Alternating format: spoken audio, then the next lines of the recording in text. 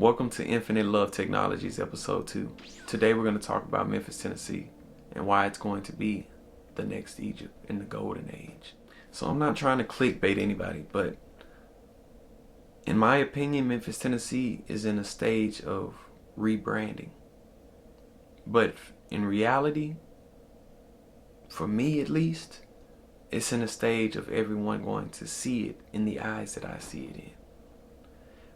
As a youth, even as knee high, I've always looked at the place that I was born, Memphis, Tennessee, as a place of potential, a place of culture, a place of art, a place of history, a place of knowledge, and a place of love.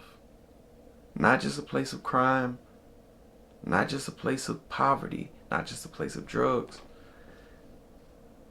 but a place that has just been leached by these huge corporations that have all of their headquarters here but don't pour any money into this city. I always understood that this city, if given the right food to the people would be able to make this city into like a Wakanda, in my opinion, with the knowledge and creativity that is here in Memphis, Tennessee. We could do great things. And it's like over the last 5 to 10 years, I started just increasingly seeing these things that I've been seeing my entire life. When I looked at the music, just for an example, years ago you would never see top level acts perform in Memphis, Tennessee.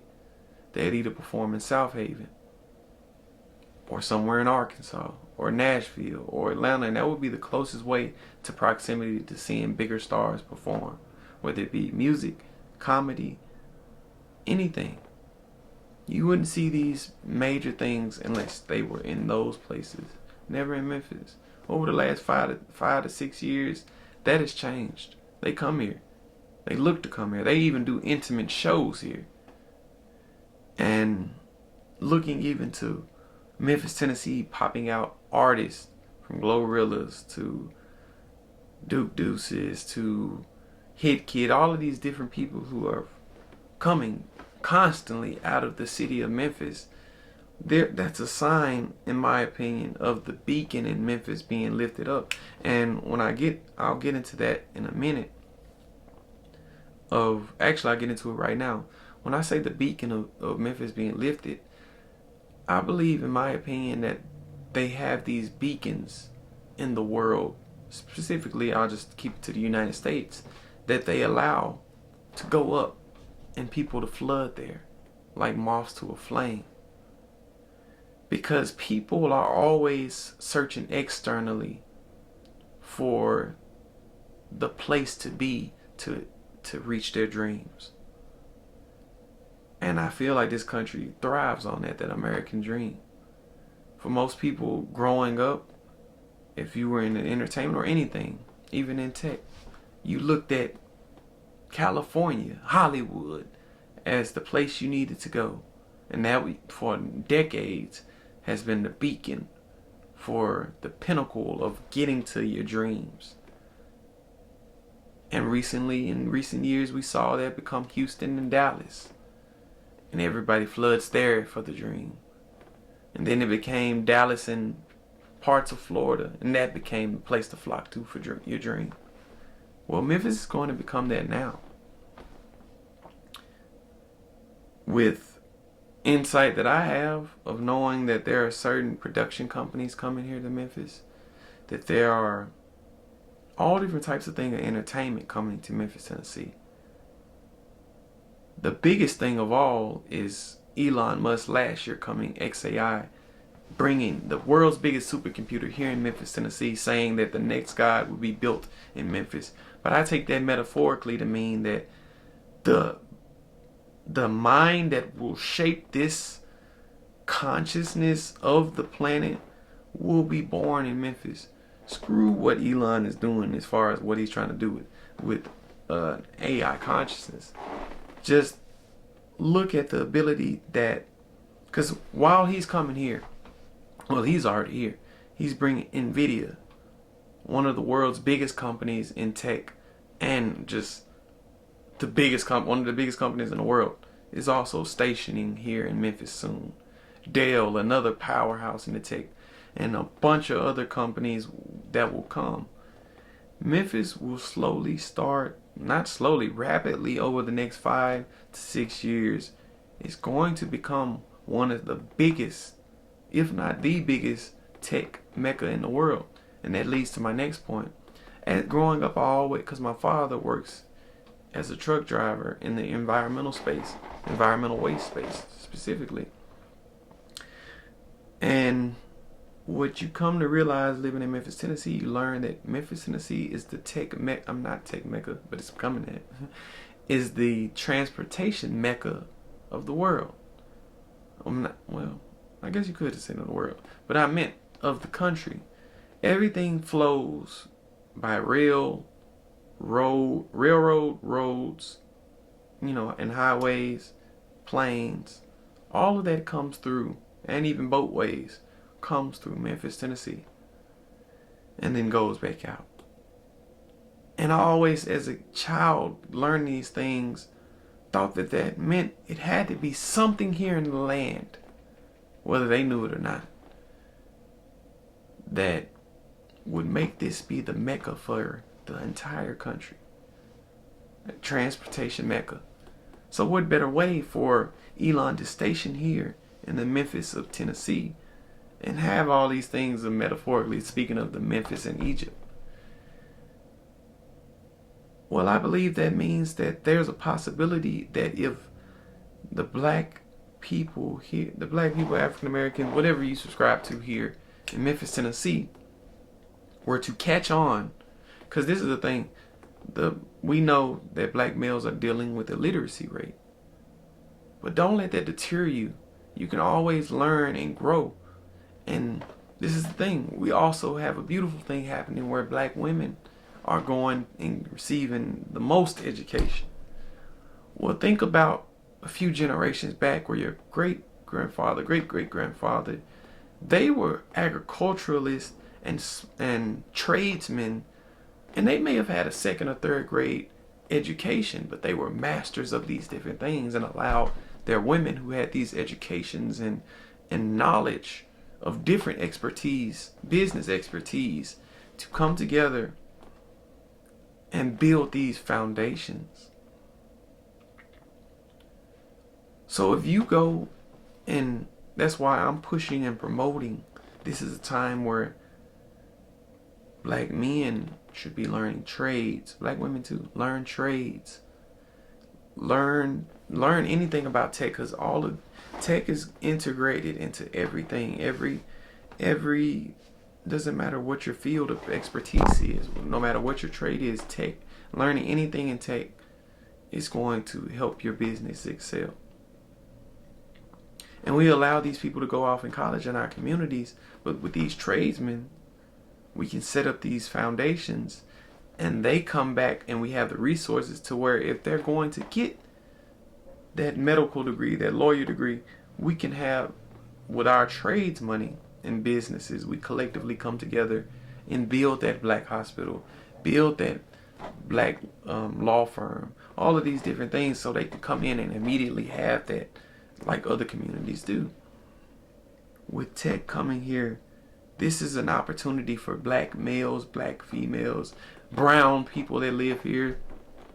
This is our opportunity to siege the opportunity to do something deeper than just a warehouse. And there's no knock to a warehouse. I worked a lot of times in a warehouse. But if you feel as if there's something more to your life than just that, or even you want to just, if that's your career path, you want to learn more and just make more money, learn something in tech. We have resources like Tech 901 who will get you certifications in these different aspects of tech and get you learning and knowing hands-on things, and give you resources and access to networking with these different people in these spaces specifically. Then you also have things like LinkedIn Learning, who offers certain certifications and understandings and teachings. And you can always go back to college, you can go to trade schools, all of these different resources.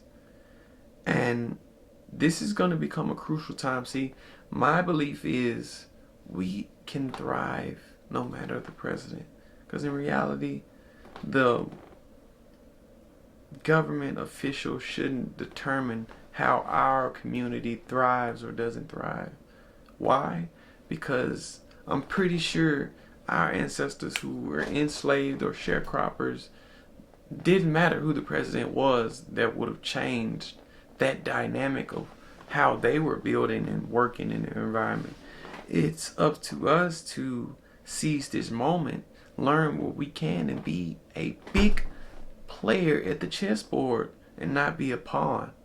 See, that's why I'm also pushing for, if you have the money to, or if you can look into it, start buying, because the places they're going to build in before they're all here is relatively cheap right now. Buy land, buy homes, Airbnb them out, rent them out, or stay in them, or just own the land in these surrounding areas where XAI is, NVIDIA is going to be, Dell, because these companies are going to need, their workers are going to be coming in from around the world. Some for long periods of time, some for short periods of time. They're going to need Airbnbs type places, extended stays. They're going to need places to rent. They're going to need these different things. And if we own the land, even if we don't get into tech, we still have something on the monopoly board. Pair that with learning tech certifications and pairing it with your business, and even getting our feet wet with the tech, because that's the thing that, the beautiful thing about the tech space as well, is that we won't need a DEI. Screw a DEI with these things like crypto. I remember I talked about NFTs, but that's just an example. Crypto, NFTs, the tech space in general, and what we can do with it, content creation, and what we've been doing with it. All of these different things are the new future, to where we don't need a diversity and inclusion. For one, it was always performative anyway. We can be our own inclusion, our own tables. We can create our own tables. We can be anonymous behind working on the web, to where we now have the ability to shape our reality. You have augmented reality, artificial intelligence, cognitive AI is on the way. Personally, I believe that I'm going to be a big proponent in creating the steps to, I'm saying it now, I'm going to be one of the black men. I will be the black man to create the successful cognitive AI. I'm in the earliest stages right now. I'm not saying I have it all together at this exact moment, but at this exact moment, I'm making the choice to, been making the choice to choose to learn more of the tech and understanding, and applying myself to learning, because I know that this is the future. That warehouse job is not your future. No knock to it. Stay there and continue to fund it, to fund your career, what you're wanting to do. Stay there. Stay there and pay your bills and fund your money to get these certifications, get in these places, get the schoolings. But understand that these companies are making it very clear they're not trying to hire people, and they don't have plans on having people in the future. Anything that can be automated, they're looking to automate it. And it doesn't matter what field you're in. So what way can we protect ourselves? We learn all these different ways that we can make money that way. We can build our own things. We can have our own control. But we also end up in a space where we set the rules, and we are the business owners, and we are the business. And it's going to be to a place where they're going to pay us a surplus when they want actual physical people to do it, because they're going to automate everything. Tesla bots have already been unveiled, all these different things. Don't be fearful of it. See the opportunity that we can utilize. See, we always fall in this fear mindset of seeing tech and seeing these things of what's the worst that can happen. Well, if we don't do anything, we don't learn anything about it, we allow all the people we already see as doing negative things in the world, these big corporations, we allow them full autonomy over that. Whereas when we learn it and we get to moving our hands and using our hearts and brains on it, we can shape it into something that benefits the people. Because usually,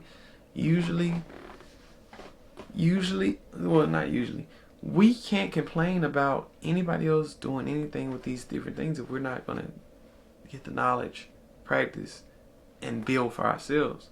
Why fear a Tesla bot when I can say that I can build my own bot, the Skybox bot? You know what I'm saying? I can build the Infinite Love Technologies robotics, which is my plan to be in robotics. Wastewater treatment isn't my end goal in life. But through working in wastewater treatment, I've understood, for one, what XAI needs, which is a lot of water for electricity paired with the city.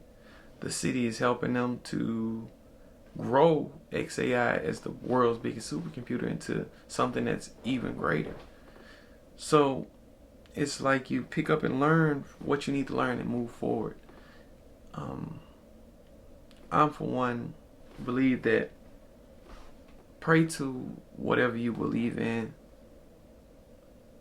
and pray for the clarity, pray for the understanding, and pray to be ahead of the curve and right on time at the same time. You know, to be in place and, you know, set in place and understanding that we live in a different world than 100 years ago.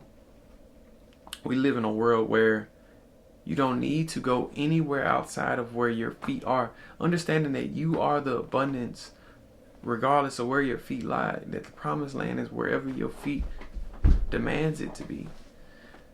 You don't need to go to LA. You don't need to go to Atlanta. You don't need to go to Japan. You can build the infrastructure. And even when you have it in set place in yourself, the infrastructure will build around you, because it's everything externally is just a culmination of your internal environment in one way or another. I don't think it's a coincidence that how strongly I believe about the city of Memphis and how I seen it as this Wakanda type place, potentially, that as my life has excelled and my connection to God has grown and my knowledge has grown, that my city that I believed so much with my heart and my mind and my actions is becoming that. Memphis, Tennessee is going to be the biggest, I was going to say one of the biggest, but the biggest tech place in the world.